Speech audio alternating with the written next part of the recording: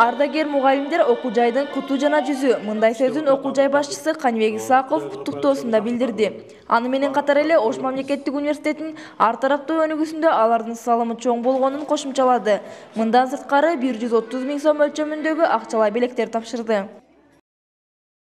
Биздин университетте азыр 260 адам баягы улгайгандардын статусу да. Айталы эжекелерибиз 58 жаштан жогоркусу, агайларыбыз 63 жашка толуп андан жогоркусу. Мына 260 адамга бүгүн биз жылда өткөрүлүүчү ошо сый тамагыбыз, анан акчалай сыйлыктарыбыз бар ар бир адамга. Анан эми көпчүлүгү бизде баягы мурда иштеп кеткен болсо да, азыр үйүндө жаткан болсо да, биз аларга жанагы даректүү дагы материалдык жардамды жеткиребиз. Sezim canım, baktılısın sen özün, sen izdegen,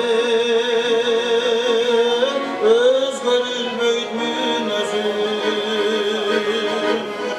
Иш-чаранын жүрүшү чакан концерттик программа менен коштолду. Мында улуу муундагы заманда шежей агайлар чай үстүндө баарлашканча чогуу ырдап бийлеп жумуш учурларын эскеришти. Ардагер окутуучулардын айтымында буга чейин деле университет тарабынан түрдүү жардамдар берилип келген. Тактап айтканда, акчалай жана материалдык көмөк көрсөтүлүп, эс алууга жолдомолор берилип турат. Буга байланыштуу алар мындай иш-аракеттерге ыраазычылыгын билдиришет. Кече эле мени окуткан студенттерим бүгүн мени менен кошо ветерандардын санын толуктап турушат. Андайлар бир топ экен. Азыр карап отуруп сыймыктанып атам.